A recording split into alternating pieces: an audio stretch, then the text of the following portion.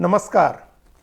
Bulldozer से न्याय की जिस आधुनिक अवधारणा का जन्म 2-3 साल पहले उत्तर प्रदेश में हुआ था, उसकी सबसे हृदय विदारक तस्वीर भी उत्तर प्रदेश में ही देखने को मिली है।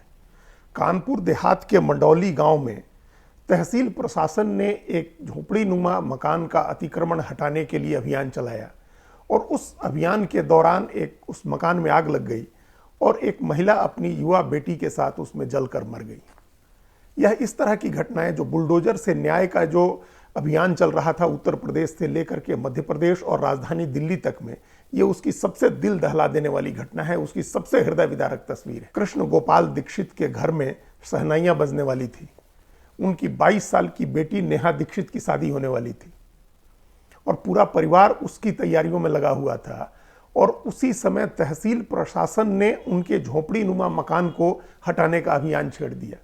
ये तब हुआ जब थोड़े ही दिन पहले इसी परिवार का मकान तोड़ा गया था। कृष्ण गोपाल दीक्षित का मकान जिला प्रशासन के आदेश पर तोड़ा गया था और जब उन्होंने लगातार कलेक्ट्रेट और वहां के अधिकारियों के यहाँ दौड़ लगाई, कलेक्टर ने उनको 3 दिन के भीतर न्याय का भरोसा दिलाया था, लेकिन वह न्याय तो उनको नहीं मिला। लेकिन अपने उस मकान से अलग जो एक छोटे से झोपड़ी नुमा मकान में वो रह रहे थे, उसे भी तोड़ने तहसील प्रशासन का बुलडोजर पहुंच गया। और उस समय जब बुलडोजर पहुंचा, पूरी पुलिस फोर्स के साथ वो उस गरीब ब्राह्मण का मकान तोड़ने जब प्रशासन पहुंचा, तो वहां एक मामूली नोक झोंक हुई और उस नोक झोंक में कृष्ण गोपाल दीक्षित और उनका बेटा घायल भी हुए और उन दोनों को रास्ते से हटा करके और मकान की तरफ बुलडोजर चला। बुलडोजर की कार्रवाई शुरू हो गई और उसी समय उस मकान में, उस झोपड़ी नुमा मकान में आग लग गई और उस आग में प्रमिला दीक्षित और उनकी बेटी नेहा दीक्षित जलकर मर गए। वो तस्वीरें, वो बहुत दिल दहला देने वाली तस्वीर है जो इन दोनों माँ बेटी की पूरी तरह से जली हुई लाश की जो तस्वीर है, वो हृदय दिल को झकझोर देने वाली तस्वीर है। लेकिन उसके बाद क्या हुआ, एक बेचैन कर देने वाली चुप्पी चारों तरफ सुनाई दे रही है, चारों तरफ दिखाई दे रही है। किसी ने कोई आंदोलन नहीं हो रहा है, कोई सड़क पर नहीं उतरा है, विरोध में कोई आवाज सुनने को नहीं मिल रहा है। जो थोड़े बहुत न कारखाने में तूती की आवाज की तरह जो आवाजें उठती हैं, उनके अलावा मुख्य धारा में इसकी कहीं कोई चर्चा नहीं सुनाई दे रही। और जो चर्चा हो रही है वो ये है कि इस घटना के बाद, इस हृदय विदारक घटना के बाद वहां के लेखपाल को गिरफ्तार कर लिया गया है। वहां का लेखपाल अशोक सिंह और उस बुलडोजर का ड्राइवर दीपक कुमार गिरफ्तार हुए हैं। सोचे इतनी बड़ी घटना में कार्रवाई किनके ऊपर हुई है। अब याद करें कि इस तरह की घटनाएं जब पहले होती थीं और बुलडोजर किसी जावेद के घर पर, किसी यूनिस के घर पे चलता है तो क्या होता है, किसी यूसुफ के घर पे चलता है तो क्या होता है। तब छाती पीट करके इसका जश्न मनाया जाता है, तब वह बाबा का न्याय कहा जाता है, मुख्यमंत्री को उसका क्रेडिट दिया जाता है, सत्तारूढ़ दल उसका श्रेय लेता है, उसके नाम पर वोट मांगा जाता है, उसके नाम पर चुनाव जीता जाता है। और आज एक गरीब ब्राह्मण का घर तोड़ दिया गया, उसमें से ब्राह्मण हटा भी दें, एक गरीब का घर तोड़ दिया गया और न सिर्फ घर तोड़ा गया बल्कि घर उजाड़ दिया गया, तो चौतरफा चुप्पी है, सन्नाटा है। और उसमें क्या कार्रवाई हो रही है, तो लेखपाल गिरफ्तार हो रहा है और बुलडोजर का ड्राइवर गिरफ्तार हो रहा है। एक आदमी की आवाज ये नहीं निकल रही है कि इस बुलडोजर से न्याय करने की अवधारणा जो पैदा हुई है वो कितनी अन्यायपूर्ण और कितनी अत्याचार वाली अवधारणा है और उसको बंद किया जाना चाहिए। दिल्ली में इस अभी ठंड का मौसम चल रहा है और इस ठंड में महरौली में तमाम परिवारों के ऊपर बुलडोजर चल रहे हैं, जिनके पास अपने मकान के कागजात हैं, जिनके पास जमीन के कागजात हैं, जो लोग अपनी जमीन की का जो टैक्स होता है वो जमा करते हैं नियमित, उनके मकानों पर भी बुलडोजर चला है। और हजारों की संख्या में जब लोग सड़क पर आ गए, बेघर हो गए, तब उसके बाद एलजी के आदेश से डीडीए का बुलडोजर रुका। इसी तरह से जम्मू कश्मीर में बुलडोजर चल रहा है अतिक्रमण हटाने के नाम पर। इस कड़ाके की ठंड में लोगों को बेघर किया जा रहा है और वहां के नेता दिल्ली आकर के प्रदर्शन कर रहे हैं तो उनको गिरफ्तार किया जा रहा है। यह एक किसी लोकतंत्र में, एक लोक कल्याणकारी राज्य में ऐसा कैसे हो सकता है, ऐसा कैसे सोचा भी जा सकता है कि जो पुलिस है, प्रशासन है, वह न्याय भी करे। उसके हाथ में न्याय करने का कोई अधिकार नहीं है। पुलिस और प्रशासन का अपना अलग काम है और वो बजावता डिफाइंड काम है।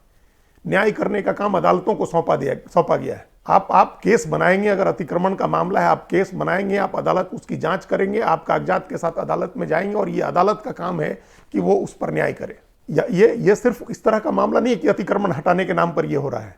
किसी भी मामले में परीक्षा में चोरी कराते हुए पकड़ा गया, कोई आदमी परीक्षा में सवाल प्रश्न पत्र लीक कराने के आरोप में पकड़ा गया, किसी के ऊपर लड़कियों या महिलाओं के साथ बदसलूकी के आरोप लगे और उसके घर पे बुलडोजर चलने लगता है। ऐसी मामूली घटनाओं में भी, बड़ी घटनाओं में तो चलता ही है। आपको ध्यान होगा, लोगों ने, जो लोग अखबार पढ़ते हैं उनको ध्यान होगा कि कुछ दिन पहले ही मध्य प्रदेश में इस बुलडोजर न्याय से एक बुजुर्ग महिला का घर तोड़ दिया गया था, और वो भी ऐसा घर जो प्रधानमंत्री आवास योजना के तहत बना हुआ था, और किसी को पता नहीं, सीधे बुलडोजर लेकर के पहुंच गए कि ये आरोपी है और इसके ऊपर बुलडोजर चला देना है, इसके घर के ऊपर। तो ये इस तरह की घटनाएं अपवाद नहीं है। दिल्ली में भी पहले भी कई जगह हुआ, और अभी महरौली में कई दिन तक बुलडोजर चलने के बाद उनको रोका गया है। जम्मू कश्मीर में अभी बुलडोजर चल रहे हैं अतिक्रमण हटाने के नाम पर, और अतिक्रमण हटाने के नाम पर ही उत्तर प्रदेश में कानपुर देहात के मडौली गांव में एक घर तोड़ने गई पुलिस और प्रशासन की टीम ने, पुलिस और प्रशासन की टीम 2 महिलाओं की मौत का गवाह बनी। और आज इस बात पर कोई नहीं कह रहा है कि ये जो बुलडोजर है, इसका न्याय, इसके जरिए होने वाला न्याय बंद होना चाहिए। बुलडोजर न्याय का प्रतीक और राजनीतिक चुनाव जीतने का प्रतीक बनाया गया है, उसको वहां से हटाया जाना चाहिए। अब उस पर चढ़ के, पिछली बार उस बुलडोजर के ऊपर चढ़ के उत्तर प्रदेश के लोगों ने वोट मांगे थे।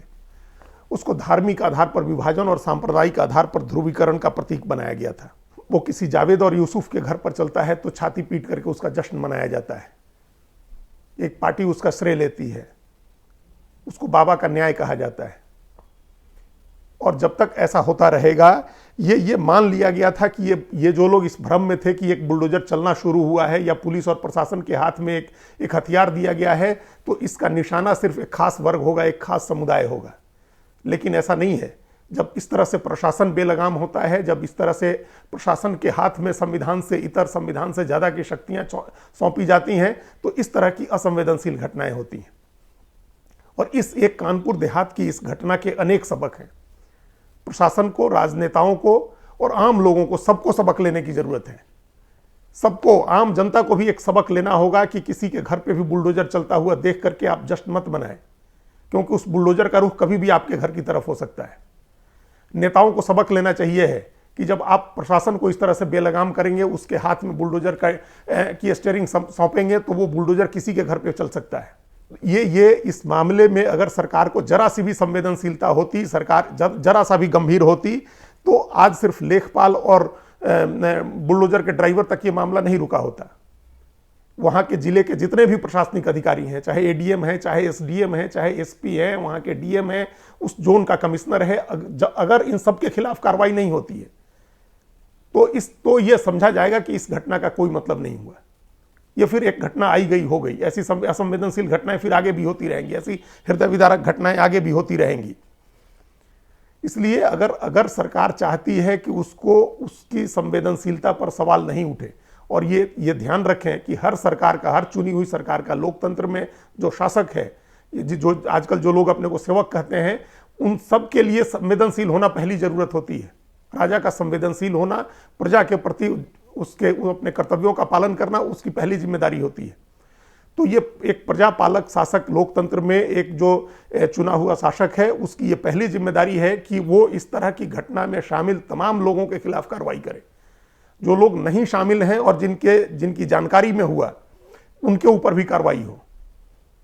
प्रधानमंत्री से लेकर के मुख्यमंत्री तक सबको सार्वजनिक रूप से आकर के इस घटना पर शोक जताना चाहिए है, माफी मांगनी चाहिए। ये ऐसी घटना है, ये मानवता के विरुद्ध अपराध है। यह कोई कानून व्यवस्था का मामला नहीं है, यह मानवता के खिलाफ अपराध है। और ये प्रमिला दीक्षित और नेहा दीक्षित को सच्ची श्रद्धांजलि ये होगी अगर सरकारें और प्रशासन ये तय करें, ये संकल्प करें कि इसके बाद कहीं ऐसी घटना नहीं होगी। किसी भी गरीब के घर पर बुलडोजर नहीं चलेगा, किसी भी आरोपी के घर पर भी तब तक बुलडोजर नहीं चलेगा जब तक उसका अपराध प्रमाणित नहीं हो जाता है और बुलडोजर चलाने की अनुमति जो कानून की सर्वोच्च संस्था है उसके यहां से नहीं मिल जाती है। प्रमिला दीक्षित और नेहा दीक्षित को यह सच्ची श्रद्धांजलि होगी। धन्यवाद।